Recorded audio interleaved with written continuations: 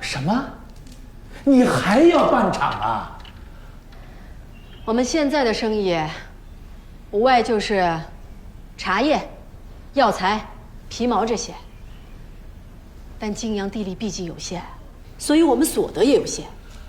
而吴家的生意想要再上一个台阶，还是只有办厂。周莹哎，虽然我们挣的没以前多，但也够花了，没必要再去折腾了。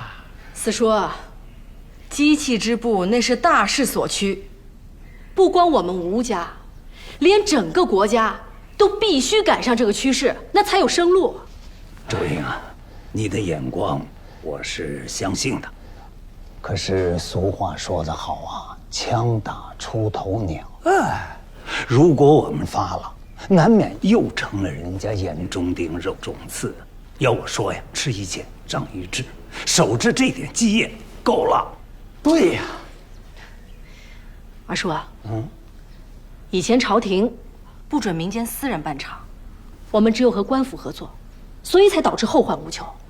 但这次不一样了，我们完全靠我们自己，所以以前那种事情应该不会再发生了。少奶奶，我就一个顾虑，陕西机器织布局已经运转多年，如果我们再办布厂，能竞争得赢吗？对呀，这个我早就想过了。机器织布局业主2度易手，已经大伤元气，不仅管理涣散，出产的洋布质量也大幅下降，销售也毫无章法。我与那些客商和职工都已经谈过了，他们都肯定地表示，只要我们的泾阳布厂开业，就一定转投我们。说天时，现在到处都在讲变法，连皇上都亲口鼓励民间私人办厂。说地利，关中自古就是棉花产地，泾阳更是西北洋布贸易中心。说人和，职工客商都心向我们，所以我相信，这泾阳布厂一定可以立于不败之地。周莹，我只有一个问题：按今日实价，开厂至少需要30万两白银，而我们现在统共只有15万两白银的结余，那剩下的15万两从哪里来？你们忘了，当初我既然可以把机器织布局抵押给洋人的银行，那现在我依然可以把未来的泾阳布厂做抵押，来获得现银啊。周莹啊，这泾阳布厂还没有开建，这就可以抵押吗？现在那些钱庄票号，自从见识到了洋人的手腕之后，他们做生意啊也开始活络了不少。那既然不愁现银，我同意开厂。我同意开厂。我同意。同意。我同意。同意。我同意。我也同意。我也同意。我同意。我同意。我同意。我同意。行吧，既然大家都同意，那我也同意吧。我也同意，那我们就开干吧。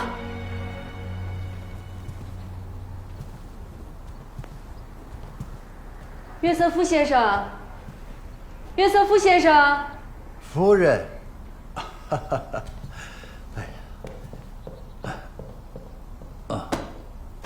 夫人，约瑟夫先生，我今天来是想来看看那本画册。就是你以前给我看过的，上面有机器织布局的那本。啊，你来得太巧了，再晚来2天我就离开了。你要走了？是的，我的任期已满，我要回家了。那你还回来吗？这就要看上帝的安排了。过来，过来，来。这里，是这一本。这本画册就送给你了。谢谢。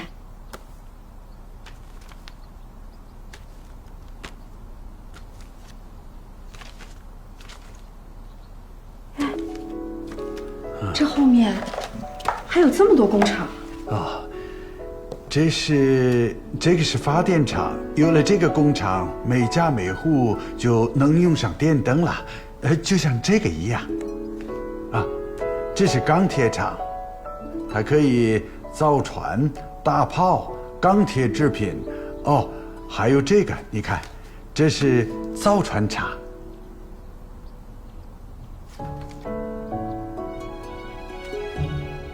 你们国家有这么多工厂，难怪这么强大。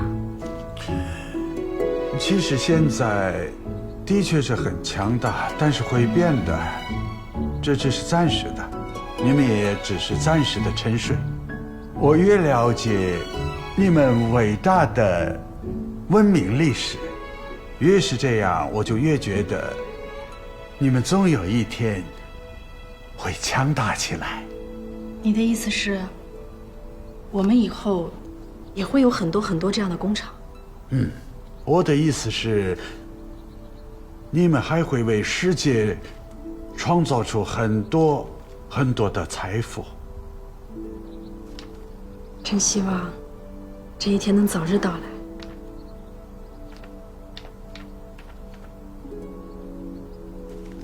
我能再问你多要一样东西吗？夫人，你想要什么都可以，除了我的电灯。能把它送给我吗？哦，它是你的了。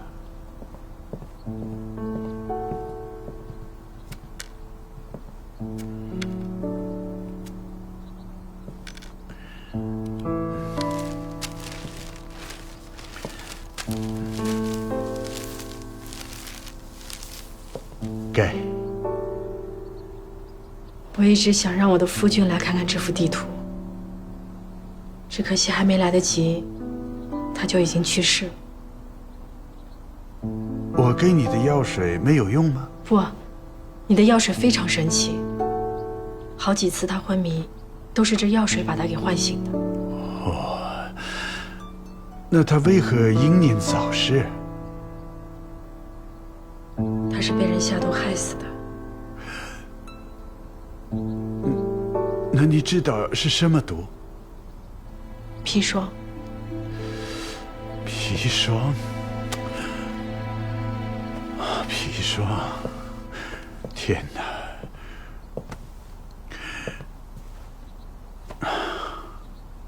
如果我当时在场，我会给他喝下药水，或许能够救他。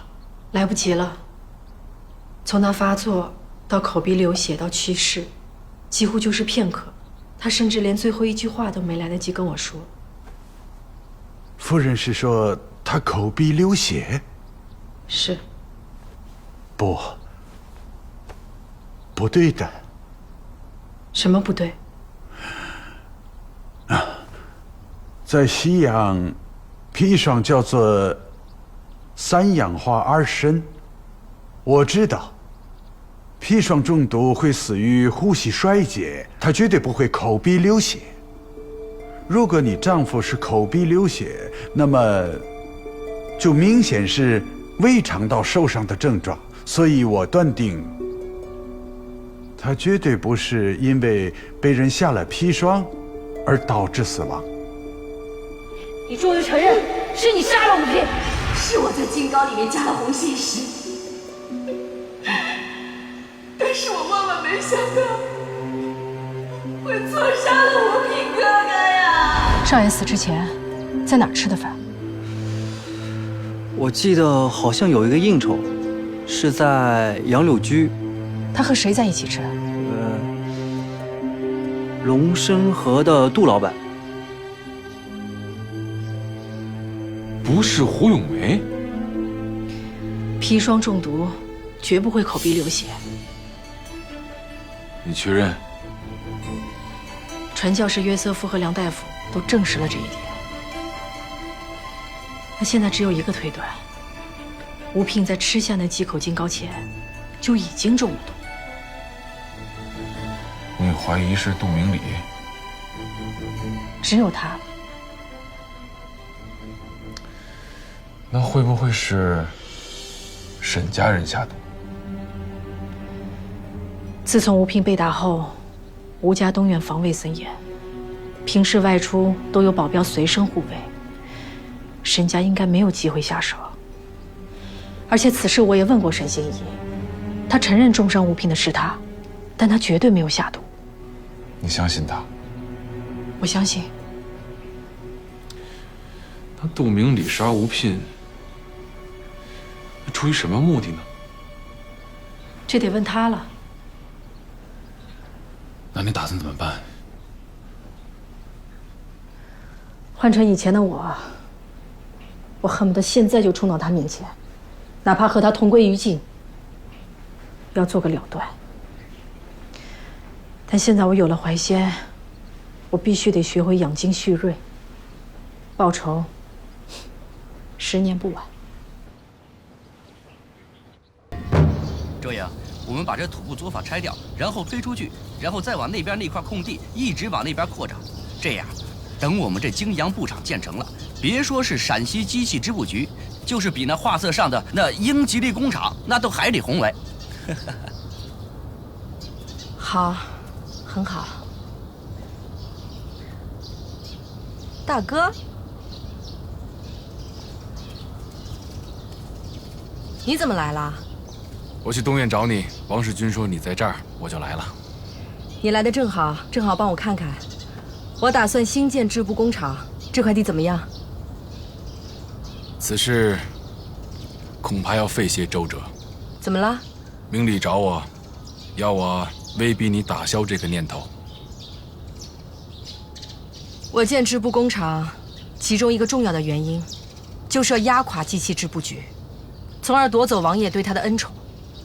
我知道，估计他也想到了这个后果，所以要千方百计地阻止你。那你打算怎么阻止我？我打算以巡抚之尊下令，严禁你筹办工厂。做好准备。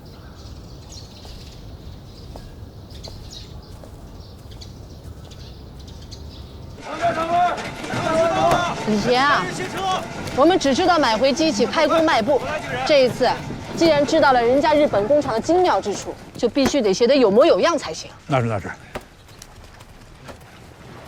周莹，哎，大哥，你这泾阳布厂什么时候开工？现在出定，1个月之后正式开工。为什么还要等1个月呀？机器不都已经到了吗？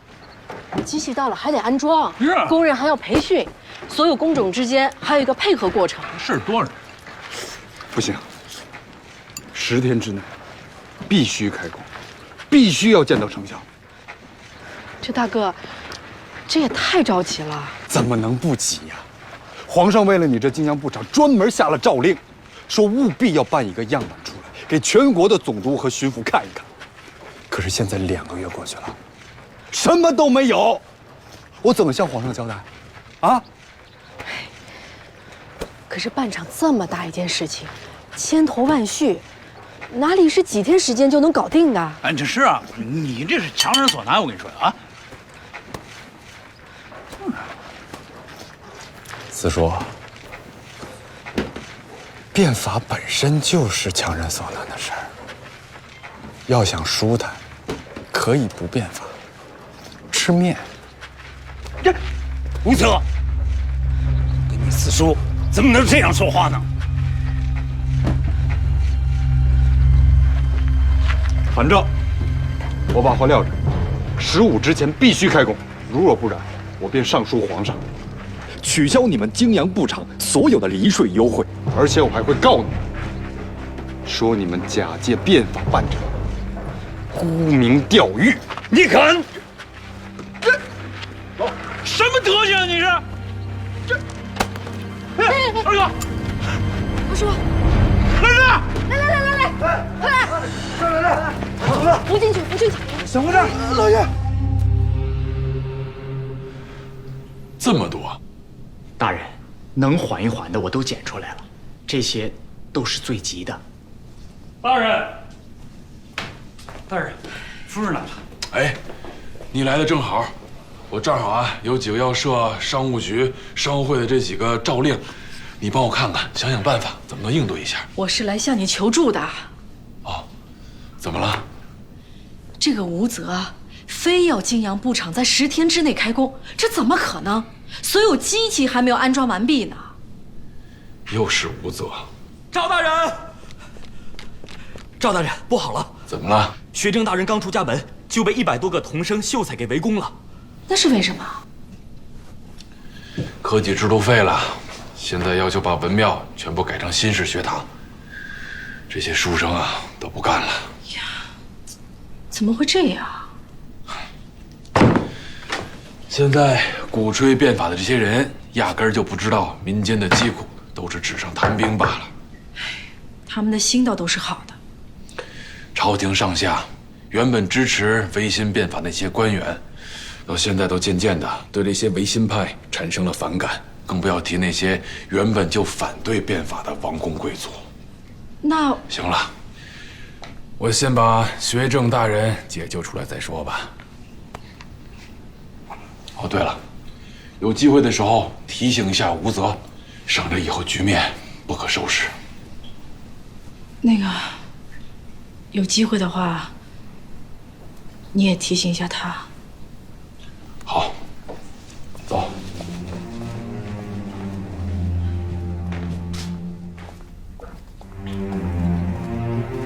吴泽，吴泽，你来的正好，我正要找你。我有事要跟你商量。这名单上的人，必须立刻革职。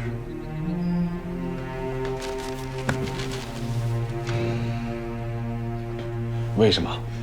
我来的这些日子，明察暗访，发现这些人要么就是阻挠新政实施，要么就是消极拖延。尤其是那个学政大人，这都1个月都过去了，新式学堂还是没有进展。这个，我要替他说2句了。要银子无银子，要老师没老师，这怎么可能凭空办得出来？你还袒护他？我不是袒护他。今天为了新政，他差点被人围殴。大家不是消磨拖延，是在疲于奔命。如果你们不改掉那个旧时的官僚做派，自然是难以实。可是现在，这变法的诏令几乎每天都得送来，那最多1日可以收到10几份的诏令，有商务，有教育，有军务，连我都不知所措。那你让这些下面的官员和普通的民众怎么办？我说吴泽，这一点，你们是不是可以变通一下？如何变通？我以为法令的颁布可以暂停，至少签把签，绝不能停。至少可以先变一部分。赵白石，你千万不要存如此想法。我告诉你，变法一说，能变则存，不变则亡，全变则强，小变则亡。照你们这么个变法，不出3月一切全乱。没错，我们要的就是天下大乱。你说什么？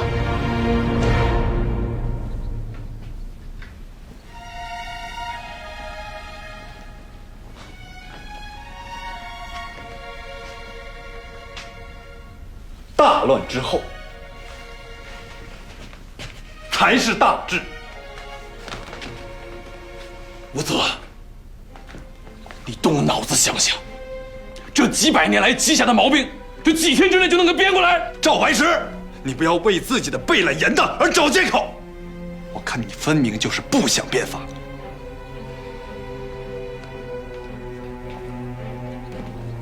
凭什么说我不想变法？那你现在把他们都给撤了呀！恕难从命。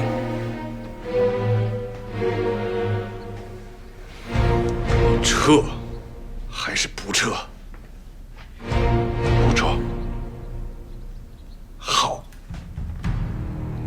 好，那我就马上上书皇上，参你违拗钦差，阻挡变法。到时候，你可不要怪我，怪我无故同窗之谊，姻亲之谊。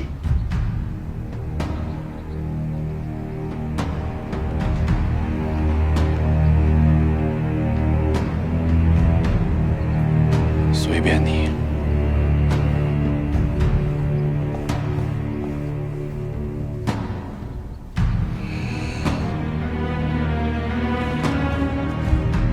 四叔，赵大人被罢官了。是啊，据说是吴泽干的。这大哥是疯了吧？可不是。那二叔呢？一听急了，这跑去找吴泽去了。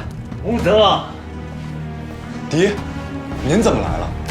吴泽，别再搞什么变法了，马上跟我回家。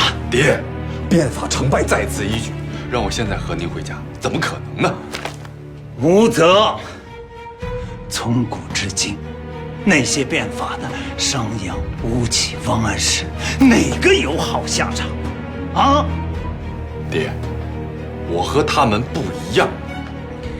你看你，废科举、裁容员，到处挑事，到处得罪人，就连赵白石这样的好官，也被你罢免了。你说，你到底想干什么？爹，赵白石乃朝廷大员，顽劣不化，不识大体，处处与我作对。我弹劾他，那是大义灭亲。你这是变法吗？你这分明就是顺我者昌，逆我者亡。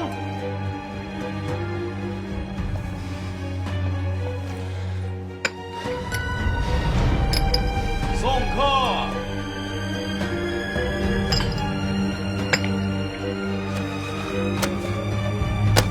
吴泽，你敢撵你爹走啊？爹，我很忙，有好几个奏折等着我写呢。对了，爹，泾阳部长到底是什么情况？15之前能不能开工？如果不能开工，皇上要是问起我们陕西的变法情况，我可是要给周莹添上一笔。你敢？吴泽，我告诉你啊，你如果敢对周莹怎么样？老爷，老爷，快去叫人！爹，快，老爷。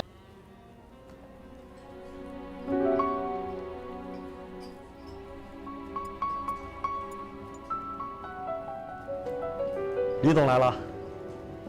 王老板，实在不好意思，你今天为我留的位置我可能要取消了，临时有点事情，实在抱歉。没问题呀，嗨，就这点小事，打个电话说声就行了，干嘛还特意跑一趟？嗨，也都是到了楼下才临时决定的，那我当然要告知你一声，要不以后你怎么为我留好的位置呢？这就说外了。行了，好了，你先忙，改天再来拜访。OK， 那我先忙了，再见。好。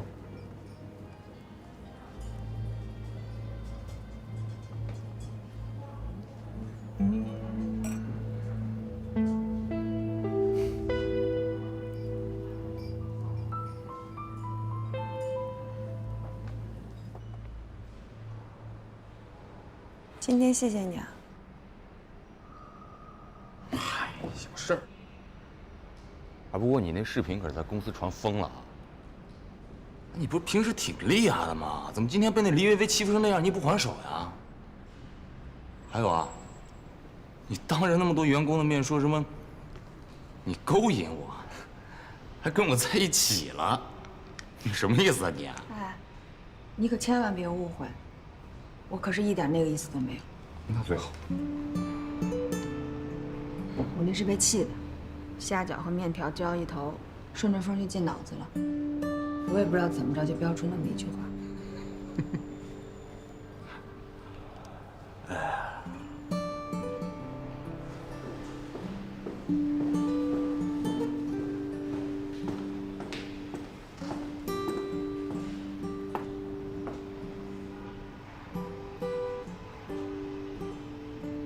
看我干嘛？跟我说实话，为什么突然间要换一家餐厅啊？我不是说了吗？我不想吃这家。编，接着编，少来这套。是因为你姐在楼上吃饭吧？我是为了你好，我替你着想的。你说我姐，你未婚妻在里面吃饭，咱们这一帮人进去了，万一碰上了，你多尴尬。可不是嘛，你是我兄弟啊，你替我想的多周到啊，那我得谢谢你，对不对？客气。幸亏啊，我上去没见到你姐，要不然你这姐夫我呀得尴尬死。带你换一家餐厅。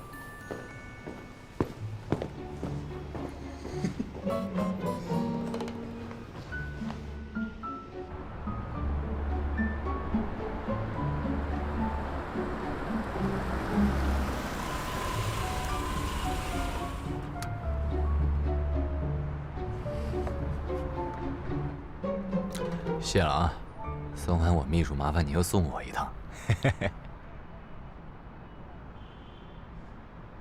我跟你说啊，你得对你的这位秘书好一点。要是有一天你欺负他，让他生气，你的这位秘书逃跑了，我随时接手啊。哎，今儿这事儿可是你跟你亲妹亲手造成的，跟我有什么关系啊？哎，不是你什么意思啊？你不会是看上林美雅了吧？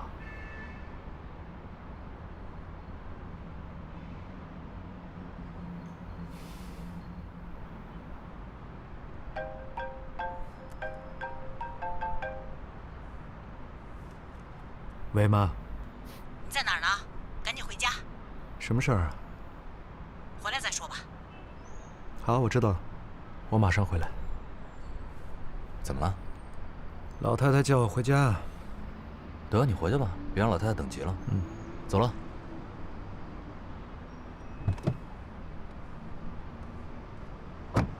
慢点啊。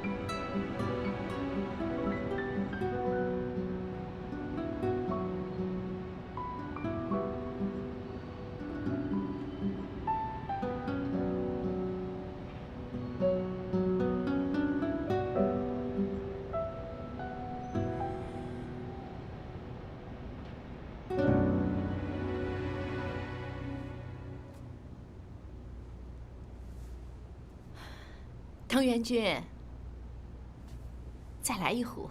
哎，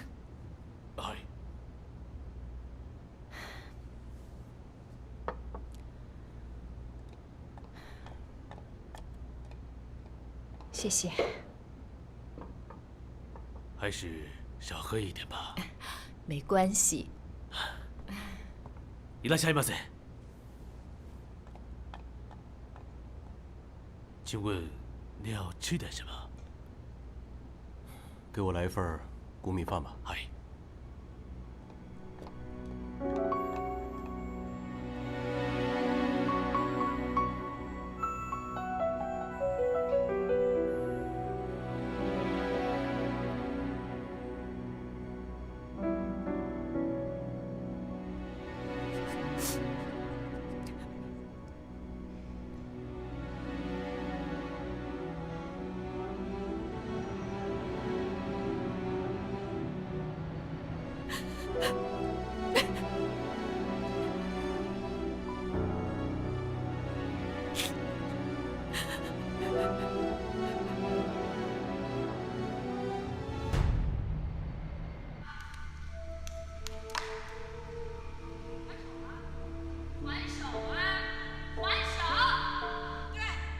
不敢还手，我就是勾引欧阳了。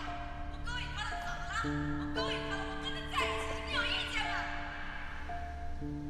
这个贱女人，我就知道，我就知道，承认了，承认你勾引欧阳。欧阳，给我下来！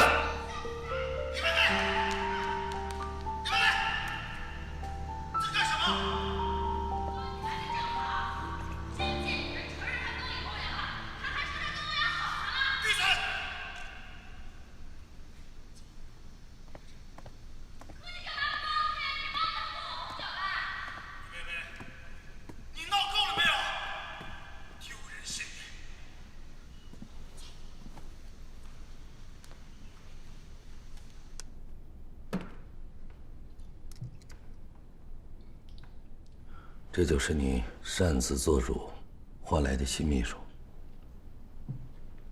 巴黎归来的留学生，导师推荐的优等生。爸，这里面有误会。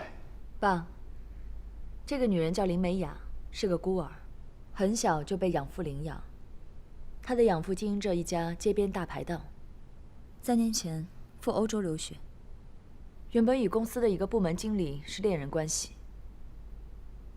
但是前段时间留学归来，和欧阳在飞机上拿错了行李，从那之后就缠上了欧阳，同时立即和她的男朋友分手，也不知道她用了什么手段，成为了欧阳的秘书。姐，你有没有搞错啊？是陈哲甩林美雅。郝瑞啊，通知人事部，立即开除林美雅，让原来那个秘书回来。爸，林美雅工作能力很强的，今天是李薇薇欺负她，她一气之下才说出那种话的。她根本就没有勾引我，我们还没有在一起。一个好姑娘，一个正经姑娘，能说出这样的话吗？公司上上下下怎么看你？你知道吗？你以后怎么对待这个公司？你说，我管他们怎么看啊？反正我也没打算进入这个公司。林美雅没有错，你要是开除林美雅，那就把我也先开了。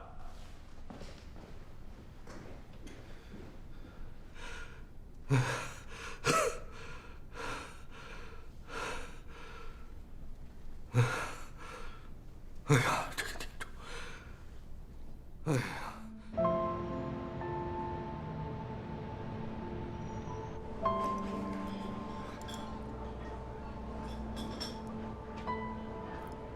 要不要再给你加点什么？哦，不用了。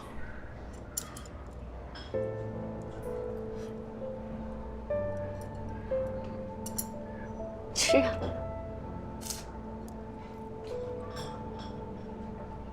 什么时候出来的？出来有些天了。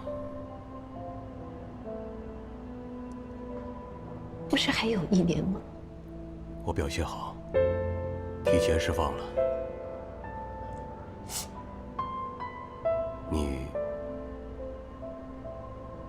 你过得好吗？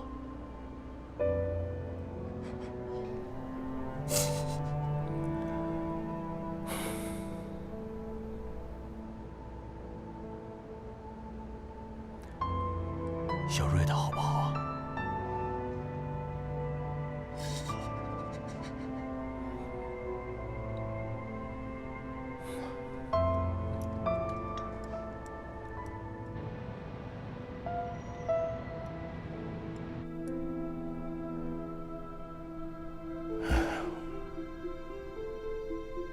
这种事情为什么不早一点制止？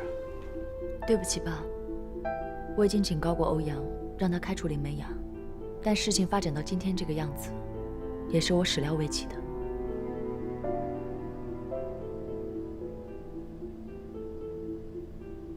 你在外面住的还习惯吧？还行。习惯就好，早点回去休息吧。哦，那爸你也早点休息。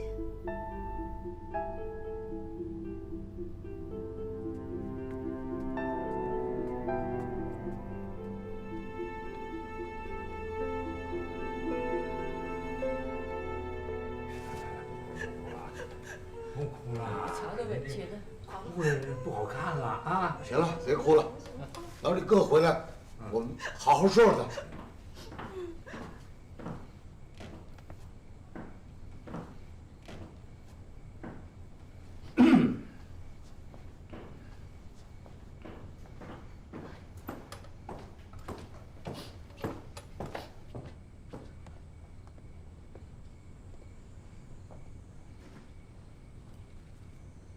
爷爷，爸妈，这么着急把我找回来，有什么事儿啊？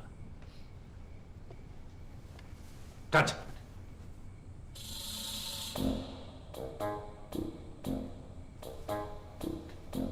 那边去。坐过去。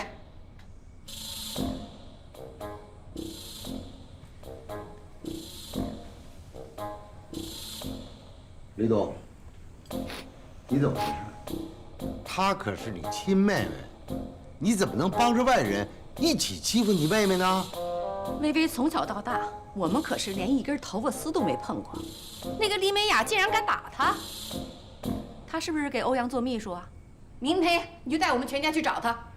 爸，你也跟着我们一块儿去，我倒要问问她凭什么打人。我去。爷爷，爸妈，有什么事儿咱们好好商量，别着急嘛。动了气伤了身体不值得。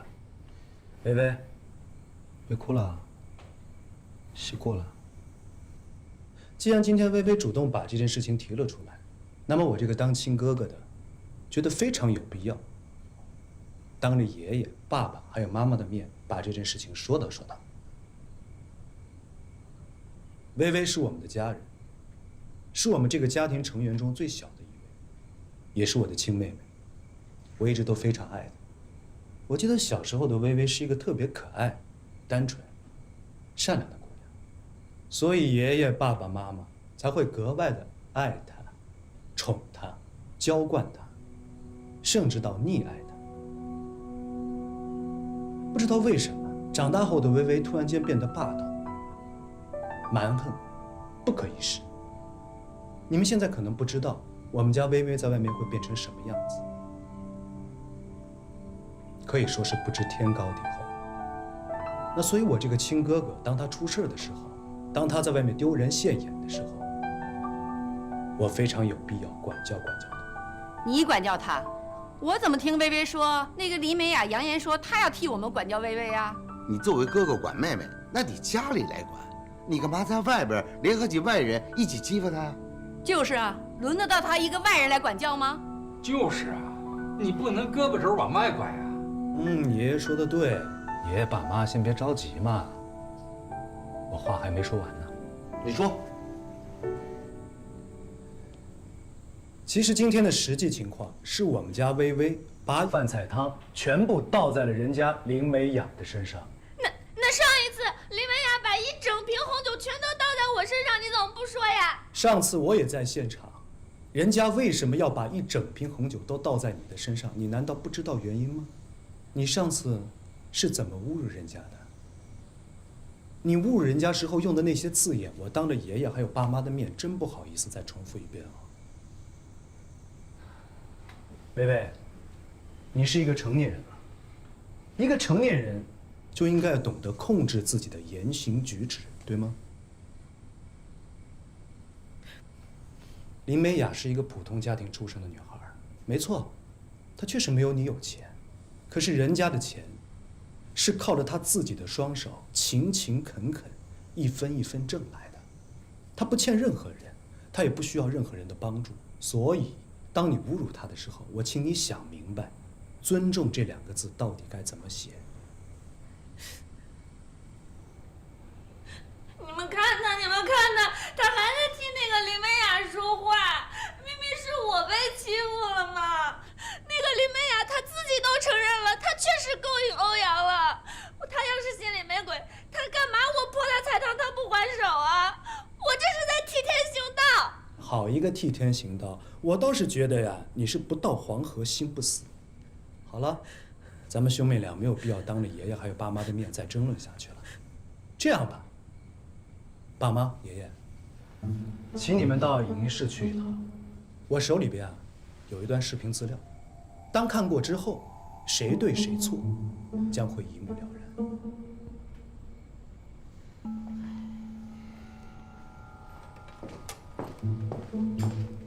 你也来。我来了。什么视频资料？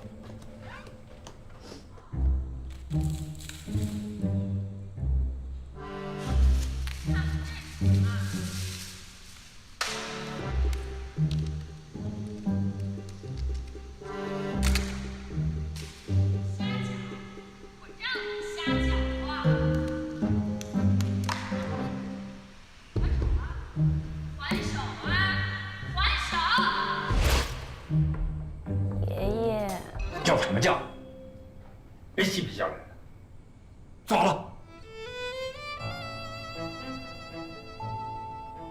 东东说的有道理，从今天开始，管教微微的责任就交给你了。你们两位就不要再插手了，就不要再管了。微微的一举一动，要及时的向我汇报。明白了，爷爷，您放心，我知道该怎么做。都知道。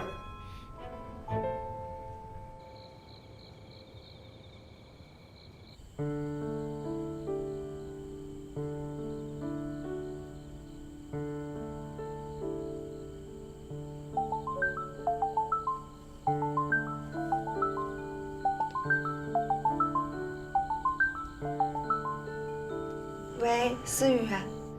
喂，美雅，你休息了吗？我还没睡呢。我想你了。我也是，我也好想你啊，思雨。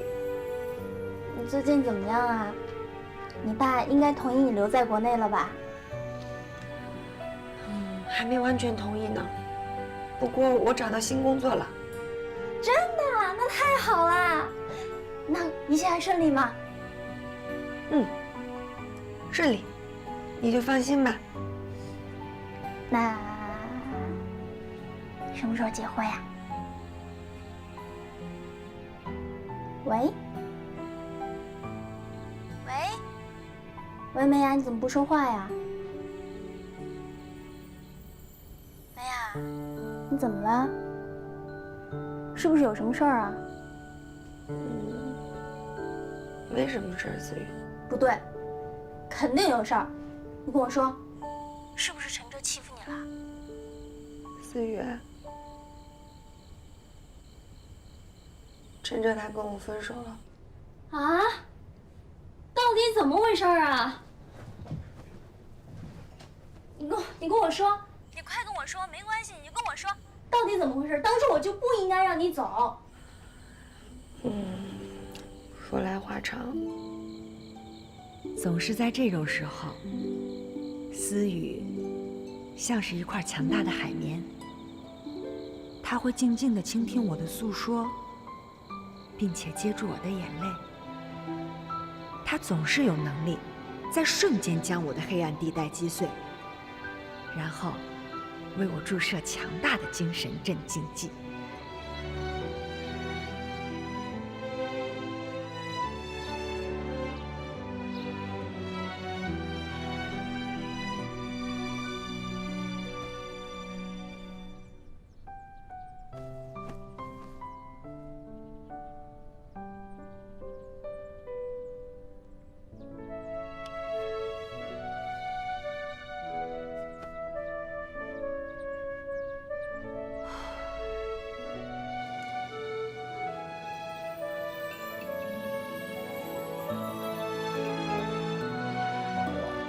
这手啊被抱圆了啊，抱圆了，哎，像抱个球似的。爸，哎，王爷爷吃早饭啦！哎，等我们练完这趟就吃啊。阿姨，尝口尝口尝。好，叔叔你也来一个。吃，行吗？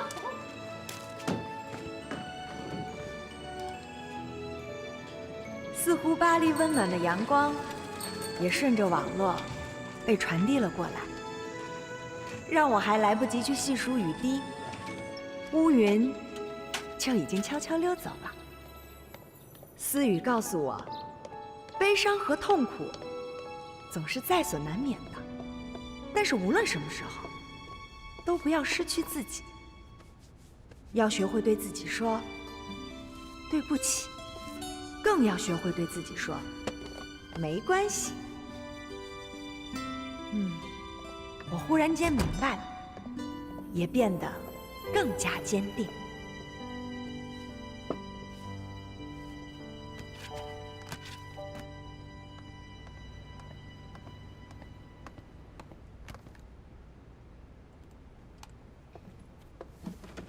董事长，欧总他还没来。你跟我来一下。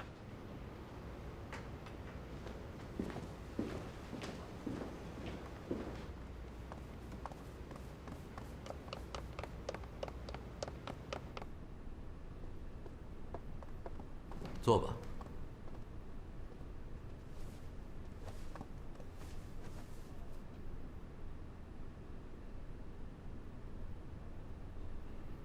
那我就开门见山了，林小姐，我希望你能够主动辞职。只要离开欧阳，集团不会向你索赔违约金的，反而还会再给你15个月的薪资。人事履历方面你也不用担心，我会向同样有实力的公司举荐你，这是我给你最好的条件了。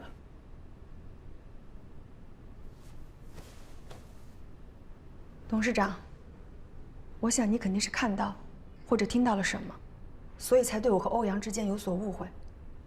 我们只是正常的工作关系，别的什么都没有。我给你的条件你不满意？如果是因为昨天大堂里发生的那一幕，我可以解释。我说的那些话都不是真的，是在某种特殊的规定情境下不得已而为之。对于那种不实的言论造成的恶劣影响，是我考虑不周，我道歉。如果是因为我工作能力的问题，您一句话，我随时离开，我任何条件都不要。但是现在，只因为一点风言风语，您要我辞职，我不接受。我知道您的顾虑，但是还想请您给我一次机会。即使我现在离开，众人对我、对欧阳的看法，并不会有任何改变。我为什么不能留下来为自己翻案呢？其实，在我看来，欧阳并不是表面上看上去那么不学无术，他还是很有能力的。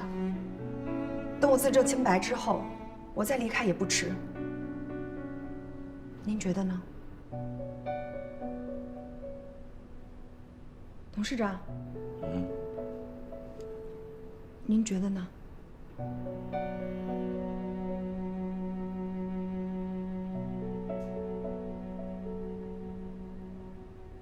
上半年度，公司在纸媒、网络媒体、电视媒体以及线下活动所投入的资金比例，已经超过了我们全年预算额度的65%。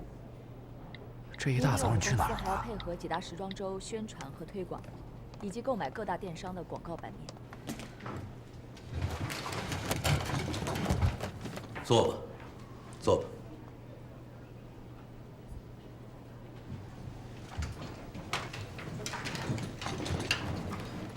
我打断一下，各部门主管都在。我宣布一件事：从今天开始，严令禁止集团的员工在公司以及网络上传播欧阳和林美雅的流言蜚语。林美雅是欧阳的秘书，仅此而已。一旦再让我发现有人对于他们俩的关系进行无端揣测，欧氏随时请他走人，不论是谁。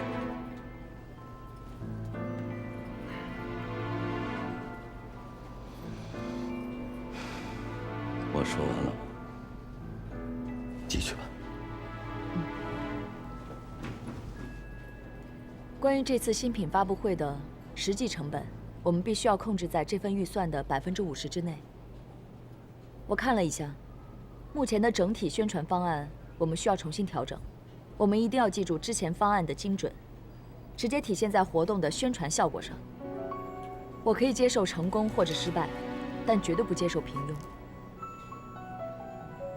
所以，董事长，集团下半年的整体宣传方案的执行工作，我想交给欧阳来全权负责。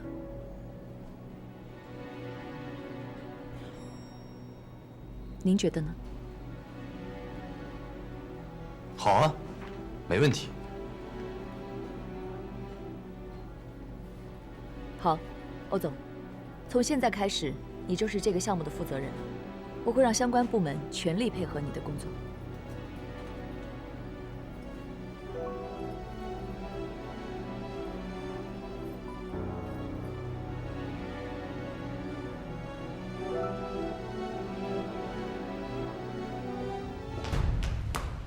你怎么那么干脆就同意了？你到底有没有搞清楚状况？你先告诉我爸跟你说什么了？你先回答我的问题。还是你跟我爸说什么了？昨晚上我可是冒着生命危险替你死扛啊！啊！怎么今儿一早他突然之间就站在咱们这边替咱们说话了呢？啊？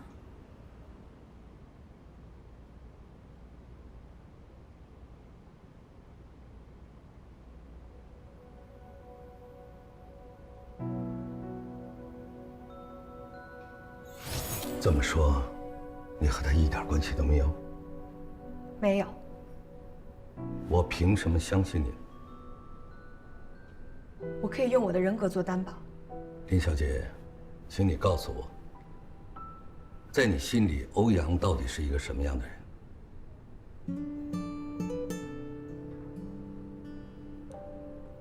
刚开始认识欧阳的时候，我以为他就是一个满世界跑着玩，一个出生在有钱人家的寄生虫。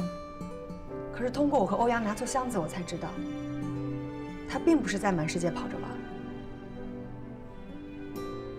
而是在打自由搏击比赛。打自由搏击比赛？是。但是他从来都没有赢过，总是被打得鼻青脸肿，浑身是伤。他一直不回来，就是因为要在国外养伤。伤还没养好，下一场比赛就又开始了。就这样周而复始，不知疲倦。欧阳的箱子里，所有的东西几乎都是和自由搏击有关，唯独有一样，就是董事长您的全家福。他打自由搏击，说明他内心有着强烈的想要证明自己的渴望。他不希望依附于任何人，不希望大家觉得他是一个孩子。他走到哪儿，都带着家人的照片，说明他内心渴望着家庭的温暖。总之，我认为欧阳是一个聪明、善良、富有正义感的人。我相信他，我相信他能成大事。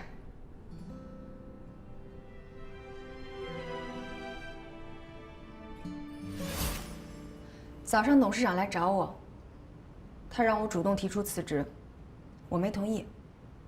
我告诉他，即便我要走，也要让别人解除了你我之间的误会之后，我才能走。就是这样。就这样。哎，你说实话，我爸是不是给你开什么条件了？要不然你怎么突然之间跟我统一战线了？还这么关心我的死活？你不是特想从这儿辞职吗？第一，灰溜溜的走掉，不是我林美雅的做事风格。第二，要想证明我的清白，就要先证明你的清白。所以咱们俩现在是一根绳上的蚂蚱，我们必须并肩作战。好了，说回正题，我们接下来要面临的是下半年整体宣传的第一炮4场秀。4场秀啊，欧阳，以咱们目前拨下的预算来看，根本就支撑不下来，而且还没有算重新策划整个方案的时间成本。咱们现在是要钱没钱，要时间没时间。更何况，所有人都能看出来，你姐她在故意刁难你，你怎么那么主动积极的就把这件事情应下来了呢？我当然知道他是在刁难我，所以我就更应该积极主动的把这事给应了，要不然不就是我欧阳怕了吗？哎，我练综合格斗已经5年了。大小赛事参加了无数，不怕你笑话，前4年里我连1轮都没赢过，我就这么一直输，一直输，输得我都烦了。我就告诉自己，欧阳，你就别参赛了，你放弃这项运动吧，你没这个天分，你不适合，你安静的做一个纨绔子弟不好吗？但是我又一想啊，凭什么呀？人只能活一次，凭什么我的人生要在你们的话语中抉择呢？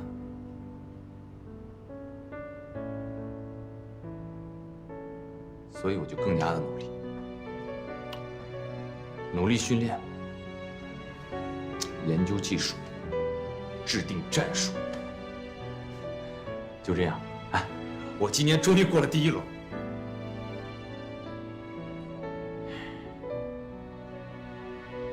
其实我知道，在很多人的眼里，我就是被我爸推到台前的一个提线木偶，所有人都在等着看我的笑话。其实这跟比赛是一样的，其实输并不可怕，可怕的是你连输的勇气都没有。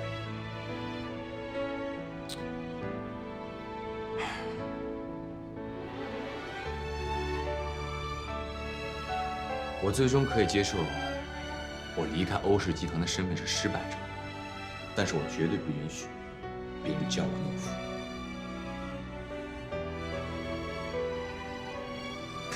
再说了，我欧阳又不是吃素的，我连一拳一脚都没打呢，他凭什么就认定我一定会输，对不对？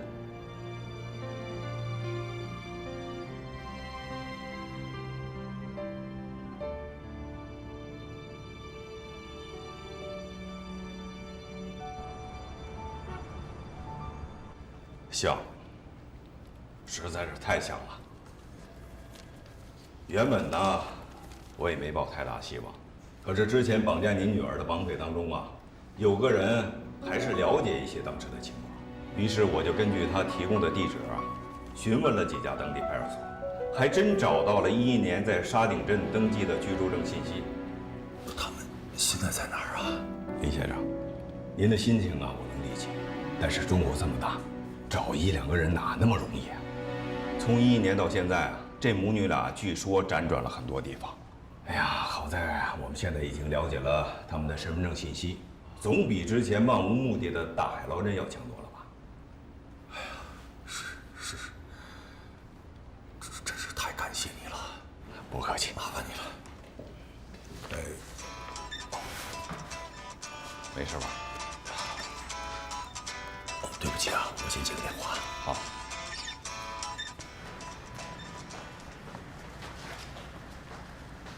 小雅，怎么了？爸，今天晚上我要加班，我得晚点才能回去。这怎么刚到公司就加班啊？我这不是正好赶上公司新产品研发的关键时刻吗？我们产品研发部的同事上上下下的都得加班，我一个新来的，我不得表现表现？那好。哎，那记得晚上吃饭啊，可千万别因为工作把自己身体给搞垮了。另外，你下班之前提前给我打个电话，我去接你。一个女孩子这么晚了回去不安全啊！哎呀，爸，不用了，我都多大了？等我下班以后，我叫辆车就回去了，很方便的，你别担心我。那好，那一定要注意安全，有什么事给我打电话啊！哎呀，好了，爸，我知道了，我不跟你说了啊，我得进去工作了。哎。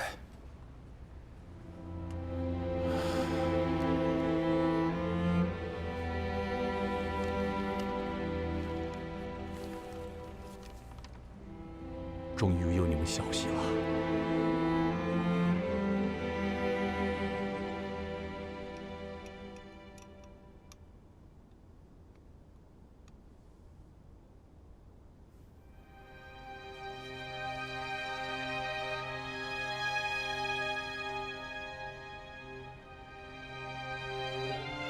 你看看，你又来。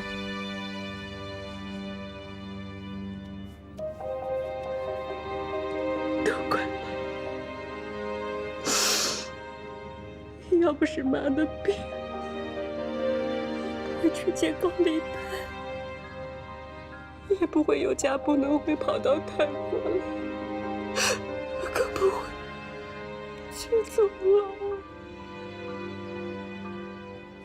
乔乔，只要你这个样子，都是妈连累你，妈逼死了算了。妈，你看，你就非得给咱俩都说哭了，你就高兴了。我这不挺好的吗？你这两天清醒的时候就捣鼓这两句话了。我看你现在正常的时候比你犯病的时候还吓人。不许哭了，哭了愁死了。别哭了，我可不想要那么难看的妈妈。